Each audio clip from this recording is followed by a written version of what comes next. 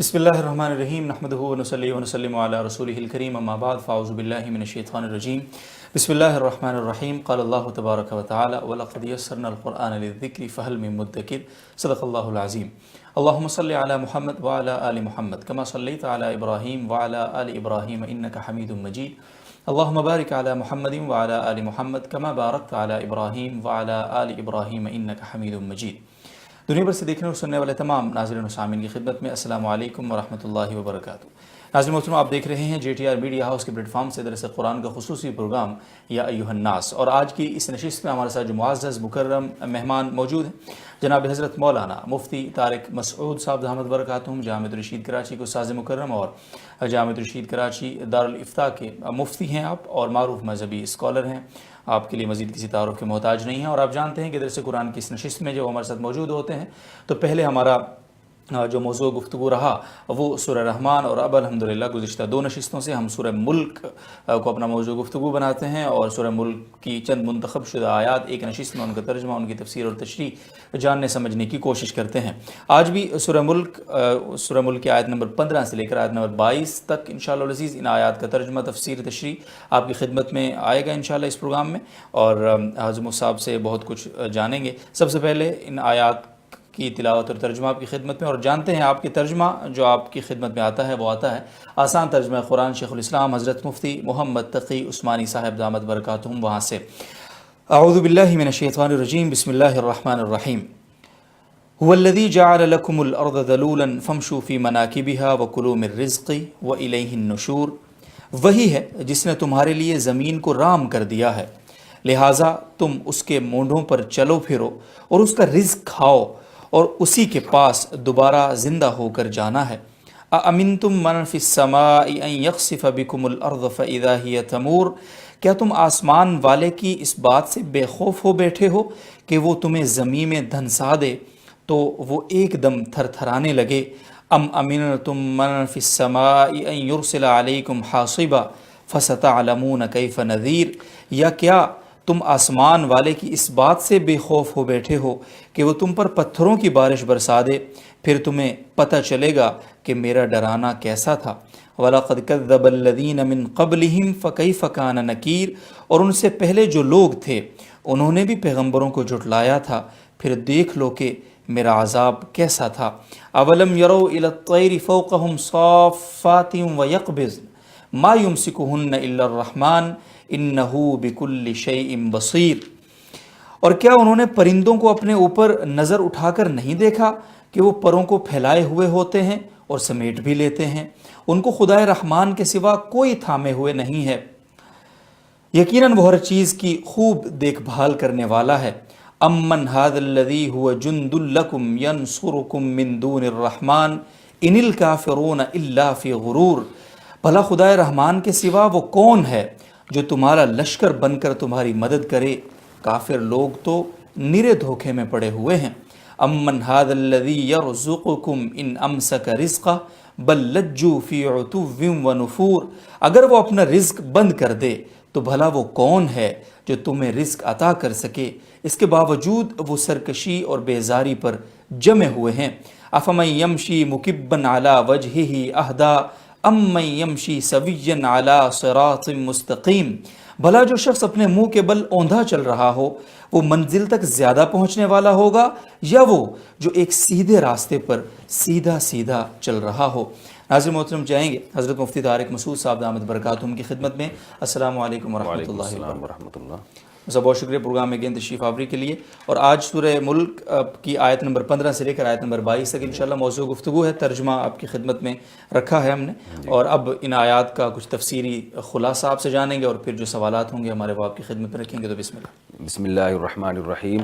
سورہ ملک کا جو پچھلا رکوع تھا اس میں اللہ تعالیٰ نے انسان کی پیدائش کا مقصد بیان کیا، اور پھر اللہ تعالیٰ نے بتایا کہ اس کائنات میں غور کرو، تمہیں کوئی عیب نظر نہیں آئے گا تو یہ کائنات تمہیں اس بنانے والے تک لے کر جائے گی۔ پھر اللہ نے بتایا کہ جو لوگ نہیں مانتے ان پر آخرت میں عذاب ہوگا، اور ان سے پوچھا جائے گا کہ تمہیں اس جہنم سے ڈرانے والا کوئی نہیں آیا، تو وہ کہیں گے آیا، مگر ہماری بدبختی تھی کہ ہم ایمان نہیں لے کر آئے۔ اور پھر اللہ نے بتایا کہ جو اللہ کی نشانیاں دیکھ کر اللہ پر یقین رکھتے ہیں اور اللہ سے ڈرتے ہیں ان کے لیے مغفرت اور بڑا اجر ہے۔ تو یہ جو پچھلے رکوع کا میں نے کچھ تھوڑا سا خلاصہ بیان کیا. اس کے بعد اللہ تعالیٰ مزید اپنی نشانیاں بیان کر رہے ہیں کہ تم دنیا میں رہتے ہو بستے ہو تو یہ زمین اور اس کے اندر موجود سب کچھ یہ اللہ کا بنایا ہوا ہے اور تم ان سے دن رات فائدہ اٹھاتے ہو, پھر بھی تم اللہ پر ایمان نہیں لے کر آتے اور اس کے حکام کو فالو نہیں کرتے.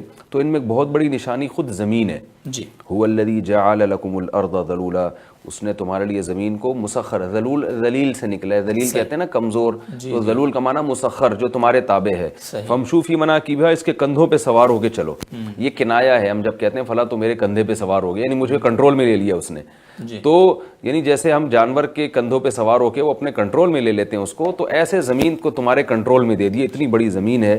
فکلوا من رزقہ, اور اس پر حکومت بھی کرو اور اس کا رزق بھی کھاؤ. یہ زمین تمہیں کھلائے گی بھی اور تمہیں ٹھکانہ بھی دے گی. وَإِلَيْهِ النُّشُورُ, لیکن لوٹ کر تم نے اسی کی طرف جانا ہے. تو اللہ فرماتے ہیں کہ جس زمین پہ تم رہتے ہو اور یہ زمین ہم نے تمہارے اختیار میں دے دی, یہ تو آسمان والے نے تمہارے اختیار میں دی ہے.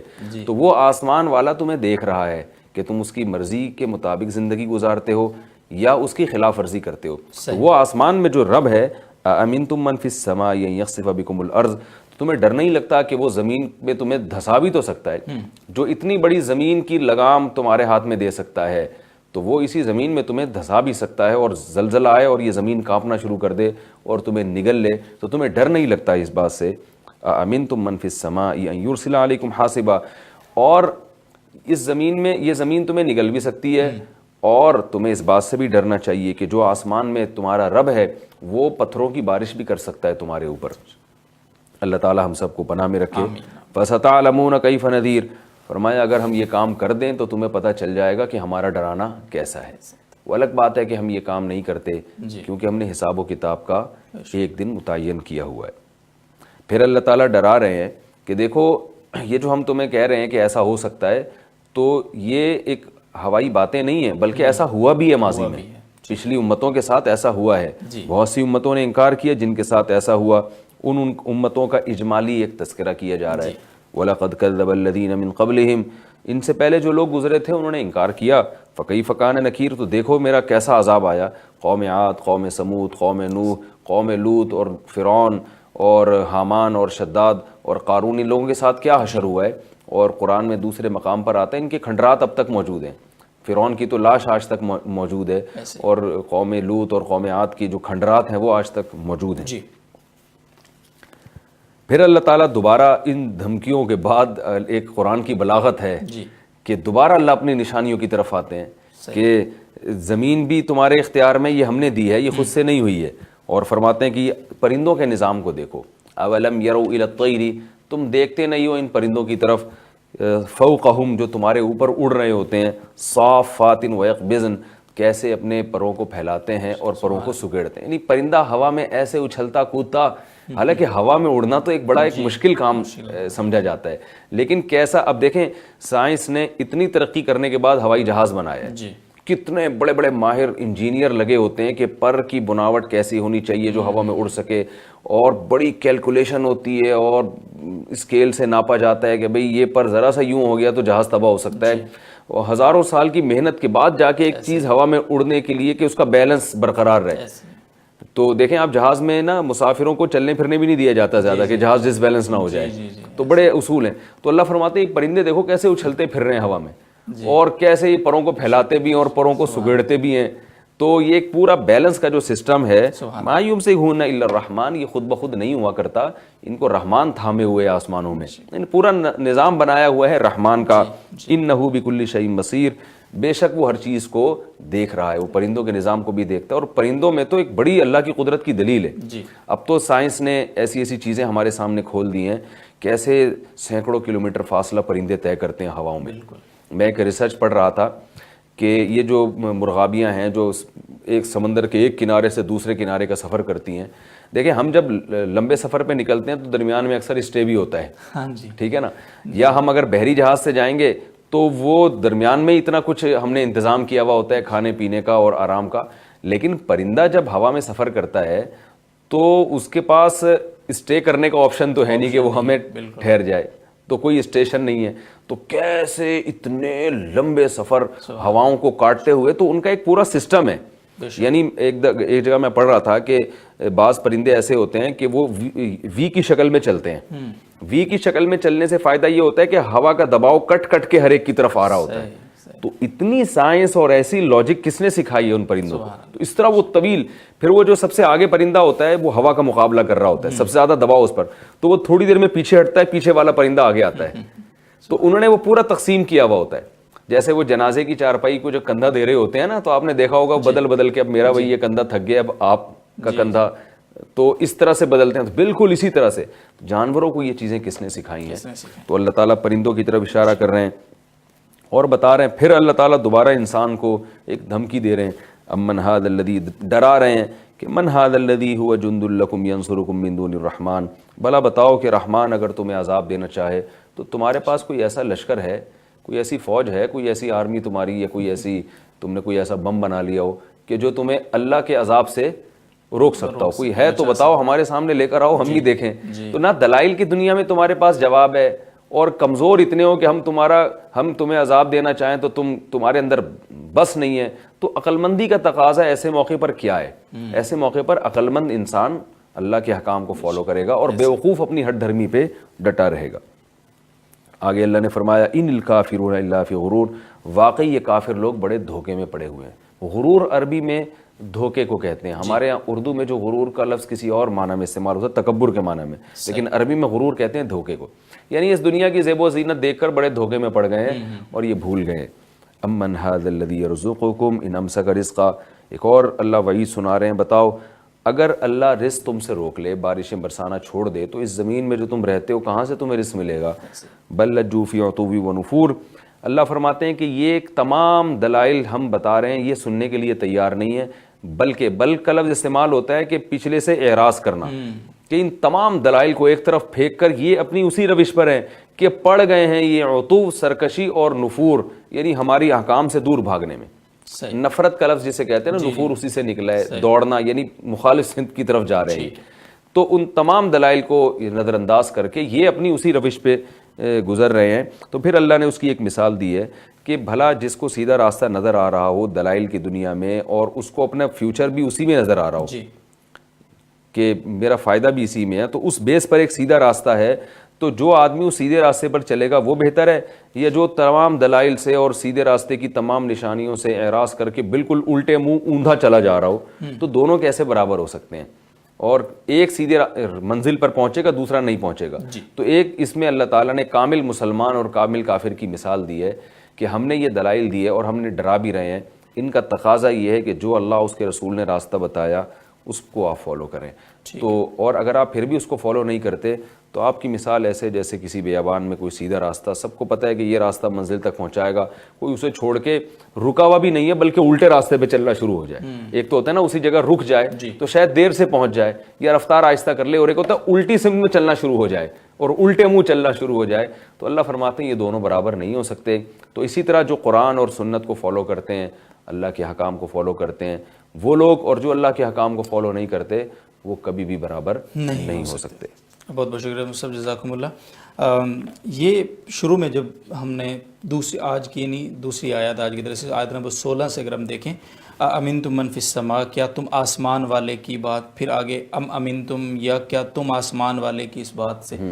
تو اللہ تعالیٰ صرف آسمان والے کی نسبت اللہ تعالیٰ کی طرف کیوں ہے؟ زمین والا نہیں اللہ تعالیٰ؟ ہم تو اللہ تعالیٰ حاضر ناظر ہے ہر جگہ، تو یہ آسمان ہی کی طرف کیوں؟ دیکھیں، جہاں تک اللہ تعالیٰ کے جگہ کی بات ہے کہ اللہ کہاں ہے، تو قرآن اور سنت نے بہت واضح بیان کیا. الرحمن علی العرش استویٰ، رحمان عرش پر ہے. اس کی کیفیت کیا ہے وہ ہمیں معلوم نہیں ہے. اس سے بھی پتہ چلتا ہے جو رب آسمانوں میں ہے، یعنی حدیث میں آتا ہے 7ویں آسمان کے اوپر عرش ہے، اس پر اللہ ہے. اسی طرح ایک اور حدیث میں آتا ہے ایک باندی نبی کے پاس آئی، عرض کیا یا رسول، نبی نے اس سے پوچھا اللہ کہاں ہے؟ تو اس نے کہا فی السماء، انگلی سے باقاعدہ اشارہ کیا. تو آپ صلی اللہ علیہ وسلم نے فرمایا اس کو آزاد کر دو، یہ مومن ہے. تو ان تمام روایات سے پتہ چلتا ہے کہ جب ہم سے پوچھا جائے گا کہ اللہ کہاں ہے تو ہم کہیں گے آسمان پہ، لیکن اس کی کیفیت کیا ہے یہ ہمیں معلوم نہیں ہے. تو کیفیت چونکہ ہمیں معلوم نہیں ہے، اور قرآن میں دوسری جگہ آتا ہے اینما تولوا فثم وجہ اللہ، تم جہاں بھی رخ پھرو گے وہاں اللہ ہے. تو اس میں اب علماء نے تعویل کی ہے کہ اللہ تعالیٰ ذات کے لحاظ سے عرش پر ہے، کیفیت ہمیں معلوم نہیں ہے، لیکن علم اور قدرت کے لحاظ سے ہر جگہ موجود ہے. جیسے کوئی شخص ہر جگہ موجود ہوتا ہے تو یعنی اس سے تو ہوگا نا اللہ تعالیٰ وہاں ہے تو گویا ان کو یہاں کا پتہ نہیں ہے. تو ایسے جیسے یہاں بھی ہیں اتنا پتہ ہے کہ جیسے یہاں بالکل حاضر اور ناظر ہیں. تو یہ عقیدہ کہ اللہ حاضر ناظر ہیں, ہر جگہ موجود ہیں, یہ بھی ٹھیک ہے. اور یہ عقیدہ کہ اللہ عرش پر ہیں, یہ بھی ٹھیک ہے. اور ہمیں ان چیزوں میں زیادہ باریکی میں جانے کی اجازت دی نہیں گئی ہے. ٹھیک ہے, جتنا ہمیں بتایا گیا اس پر اجمالی ایمان, کیونکہ سورہ آل عمران میں صاف طور پر ہے کہ انزل هو الذی انزل علیک الکتاب منہ آیات محکمات, اللہ نے کتاب نازل کی, اس میں کچھ محکم آیتیں ہیں جن میں واضح احکامات ہیں, یہ کرو, یہ مت کرو, یہ حلال ہے, یہ حرام ہے, اللہ ایک ہے, اللہ ہر چیز پر قادر ہے. اور ہن ام الکتاب, وہ اصل کتاب ہے. وہ اخر متشابہات, اور کچھ چیزیں متشابہات میں سے ہیں, اور اس پر اجماع ہے کہ حروف مقطعات جیسے الف لام میم وہ متشابہات میں سے. اسی طرح اللہ کی جو ذات کے بارے میں جو صفات ہیں جن کا اللہ کی ذات سے تعلق ہے, اللہ کے ہاتھ, اللہ کی پنڈلی, جیسے قرآن میں آتا ہے اس کی آنکھیں, حدیث میں آتے ہیں اللہ کے 2 ہاتھ ہیں اور دونوں دائنے ہیں. تو یہ تمام چیزیں متشابہات میں آتی ہیں, کیونکہ اللہ کی ذات کی حقیقت کوئی نہیں جانتا, لہذا ہم اس کی گہرائی میں ہمیں جانے کی اجازت نہیں ہے. تو اجمالی ایمان ہم لائیں گے, زیادہ گہرائی میں نہیں جائیں گے, اس سے منع کیا گیا. اچھا, کل میں ایک اسکالر صاحب کی ایک ویڈیو ٹیزر آیا, ان کا بھی ایک سلسلہ شروع کر رہے ہیں وہ, تو اپنے ایک زاویے کے عنوان سے. تو انہوں نے ان سے جب سوال ہوا یہ, تو انہوں نے کہا کہ ان چیزوں کو ہم نظر انداز نہیں کر سکتے, یہ ایک انسان کی طبیعت اور فطرت میں تجسس کی کیفیت ہے. وہ پوچھے گا خدا کی کیفیت کیا ہے, وہ پوچھے گا اللہ تعالیٰ نے یہ جو حروف مقطعات ان کے معنی کیا ہیں. یہ تجسس, یہ اس کا حق ہے, بنیادی طور فطری حق ہے اس کا. تو وہ سب دیکھیں فطری حق ہے, لیکن جب اللہ نے بتا دیا کہ اس کا, یہ سورہ آل عمران کے پہلے رکوع میں بتا دیا کہ اس کا حقیقت کا علم اللہ کے سوا کسی کو بھی نہیں ہے, تو علماء نے لکھا ہے کہ یہاں بھی انسان کی آزمائش ہے کہ وہ اللہ کے روکنے سے رکتا ہے یا نہیں ہے. یہ تجسس تو انسان کی فطرت ہے, اس میں تو کوئی شبہ نہیں ہے, اس میں تو کوئی شبہ نہیں ہے. لیکن انسان اپنے اندر کے تقاضوں کو اللہ کے کہنے سے, ان تقاضوں سے رکتا ہے یا نہیں رکتا. چونکہ اس میں اصل میں یہ بھی سبق دیا گیا ہے کہ انسان اپنے آپ کو ضرورت سے زیادہ فنٹر نہ سمجھے, ہر چیز کا علم اس کو اللہ نے دیا نہیں ہے. جیسے روح کے بارے میں مشرکین جب نبی سے پوچھتے تھے کہ روح کی حقیقت کیا ہے, تو قرآن نے نہیں بیان کی. قرآن نے کہا قل الروح من امر ربی, سورہ بنی اسرائیل میں, کہ روح اللہ کا ایک حکم ہے, وما اوتیتم من العلم الا قلیلا, اور اللہ نے تمہیں بہت تھوڑا علم دیا ہے. یعنی ہر چیز انسان کی مینٹل اپروچ میں نہیں آ سکتی, کیونکہ ہے انسان ایک مادی. اب دیکھیں, یہ مجھے خواہش ہوتی ہے کہ میں بہت دور تک دیکھوں, فطرت تو ہے نا میری, میں چاہتا ہوں کہ مجھے 1 کلومیٹر سے بھی آگے نظر آئے, لیکن کیا آتا ہے نظر؟ تو اللہ نے بتا دیا تم جس کی بہت تیز نظر بھی ہوگی وہ یہاں تک دیکھ سکے گا, اس سے آگے نہیں دیکھ سکتا.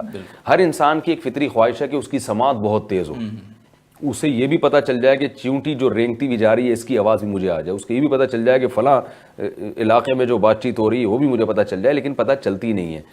سماعت کی ایک حد ہے. تو اسی طرح انسان کو یہ خواہش ہے کہ وہ ہر چیز پر مطلع ہو جائے, لیکن جو دماغ کی اللہ نے ہماری صلاحیت رکھی ہے وہ محدود رکھی ہے, وہ ہر چیز پر مطلع ہو سکتا نہیں ہے. تو ان حروف مقطعات میں اور یہ متشابہت میں یہ بھی سبق دیا گیا ہے, جتنا بتا دیا کافی ہے, اس سے آگے بڑھنے کی کوشش نہ کرو. لیکن یہ اللہ کی ذات کے بارے میں, مادی چیزوں کے بارے میں نہیں. اس کا یہ مطلب نہیں کہ آپ سائنسی ریسرچ ایک حد تک کریں, اس سے آگے نہ کریں.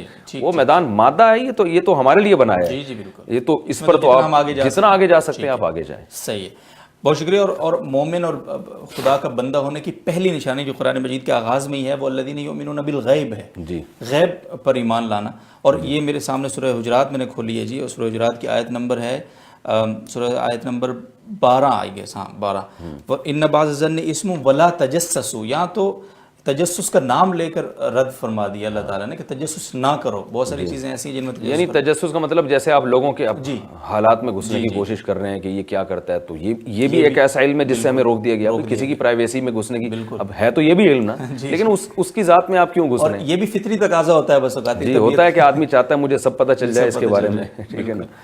بہت شکریہ جزاک اللہ. بہت کنفیوژن ہے اور اس پر آج کل بہت ڈیبیٹ ہو رہی ہے کہ انسان کا حق ہے کہ وہ ہر چیز کو جانے سمجھے, ٹھیک ہے نا. تو اس پہ بہت ساری چیزیں ہو رہی ہیں, میں آپ سے انشاءاللہ ڈسکس کروں گا آگے بھی, آف کیمرہ بھی انشاءاللہ. بہرحال اچھا آگے, امن ھذا الذی ھو جند لکم ینصرکم من دون الرحمن, بھلا خدا رحمان کے سوا وہ کون ہے جو تمہارا لشکر بن کر تمہاری مدد کرے؟ کوئی خاص اشارہ ہے تمہارا لشکر بن کر؟ کوئی دیکھیں لشکر اس لیے کہ ظاہر ہے اللہ کے خلاف مدد, اللہ تو بہت طاقتور ہے نا, تو گویا اس میں اشارہ دی جا رہا ہے تمہیں تو پتہ ہے کہ ہم خود تو کر نہیں سکتے, لیکن جب بڑی طاقت سے لڑا جاتا ہے تو لشکر کے ساتھ لڑا جاتا ہے. تو اللہ فرماتے ہیں تمہارے پاس کوئی لشکر ہے تو چلو وہی ہمارے سامنے لے آؤ. تو جب تم سوچو گے کہ لشکر بھی نہیں ہے تو انفرادی طور پر کیسے تم لڑ سکتے ہو؟ اور وہ غزوہ بدر کے موقع پر باقاعدہ اللہ تعالیٰ نے لشکر کے ذریعے جی مدد بھی فرمائی مسلمانوں کی. جی ٹھیک ہے جی، بہت شکریہ حضرت مصعب، جزاکم اللہ. اور آج کی جو نشست ہے، آج کے درس ہے، آج کی جو آیات ہیں، ان کا ترجمہ تفسیر تشریح کے بعد اگر کوئی خلاصے کے طور پر 2-4 لائنیں آپ. بس میں یہی عرض کروں گا کہ جو یہ سورہ ملک بھی چونکہ مکی صورت ہے تو اس میں ہمارے عقائد اور آخرت پر ایمان پر ہمیں زیادہ زور دیا گیا ہے، اور حدیث میں رات کو پڑھنے کی ترغیب بھی ہے. تو ہمارے ہاں لوگ پڑھتے تو ہیں، سمجھتے بالکل بھی نہیں ہیں. ٹھیک ہے، پڑھنے کا اپنا ثواب ہے. اگر ہم سورہ ملک کی آیات کو ہم سمجھ کے تھوڑا سا اس کا ترجمہ یاد کر لیں، یا یہ تفسیر کے ذریعے آپ ذہن میں اچھی طرح بٹھا لیں، پھر جب آپ رات کو روزانہ یہ مضامین کا استحضار ہوگا تو ثواب کے ساتھ ساتھ انشاءاللہ ایمان بھی بڑھے گا، اور پھر اعمال میں بھی انشاءاللہ تبدیلی آئے گی. بہت بہت شکریہ مصعب. ناظرین محترم، ہماری کوشش اور ہمارا خیال بھی یہی تھا درس قرآن کا سلسلہ شروع کرتے وقت کہ ہم ان تمام قرآن مجید کے ان تمام حصوں کو آپ کی خدمت میں لائیں جو روزمرہ کے معمولات ہیں ہمارے، چاہے وہ سورہ یاسین کی شکل میں ہے، سورہ ملک ہے، سورہ واقعہ ہے. اسی طرح سے آخری 10 صورتیں، یہ وہ 10 صورتیں ہیں کہ جو ہر نماز میں ہم ان کو دہراتے ہیں، تقریباً ہم 5 نمازوں میں وہ دہرائی جاتی ہیں. تو وہ تمام صورتیں جو ہمارے روزمرہ کی زندگی جو ہے اس کا معمول ہیں، وہ ان کو ہم سمجھیں کم از کم، تاکہ جس طرح سے حضرت نے فرمایا کہ جب ہم ان کو سمجھ کے اللہ تعالیٰ سے ہم کلام ہوں گے تو اس کا لطف اور زیادہ ہوگا. اور سمجھنا کوئی مشکل نہیں ہے. اللہ رب العزت، میں جس طرح شروع میں ایک آیت پڑھتا ہوں سورہ قمر کی، وَلَقَدْ يَسَّرْنَا الْقُرْآنَ لِلذِّكْرِ فَهَلْ مِن مُدَّكِرٍ، اور حقیقت یہ ہے کہ ہم نے نصیحت حاصل کرنے کے لیے قرآن کو آسان کر دیا ہے. فَهَلْ مِن مُدَّكِرٍ، کیا ہے کوئی جو نصیحت حاصل کرے؟ تو اللہ تعالیٰ تو نصیحت دینے کے لیے، فہم دینے کے لیے بالکل تیار بیٹھے ہیں. ہم اپنی طلب دکھائیں گے تو اللہ تعالیٰ انشاءاللہ ہمیں عطا فرمائیں گے. تو ہمیں اپنی طلب اس طرح سے دکھانی کی ہے، جو درس قرآن کا سلسلہ ہے، اس طرح کے دیگر جو سلسلے ہیں اس پلیٹ فارم کے علاوہ جہاں جہاں بھی وہ سلسلے ہیں، ہم درس قرآن اور قرآن مجید کے فہم کے ان سلسلوں کے ساتھ اپنے آپ کو جوڑیں گے، قرآن مجید کو سمجھنے کی طلب پیدا کریں گے، تو انشاءاللہ العزیز اللہ تعالیٰ ہمیں قرآن مجید کا فہم عطا فرمائیں گے. اور اس سے بڑا کوئی فہم ہے نہیں. اور پھر انشاءاللہ اس کے بعد، اس فہم کے بعد ہمیں اللہ تعالیٰ عمل کی بھی توفیق عطا فرمائیں گے. تو ناظرین محترم، رمضان المبارک کی مقدس ساعت، ان معطر لمحات کی خوبصورت دعاؤں میں آپ جس طرح سے خود کو یاد رکھتے ہیں، اپنے عزیز و اقارب کو یاد رکھتے ہیں، ہمیں بھی اپنی دعاؤں میں یاد رکھیے گا. اگر اگلے پروگرام تک آپ سے اجازت چاہتے ہیں، ملتے ہیں آپ سے اگلے پروگرام میں. اللہ حافظ.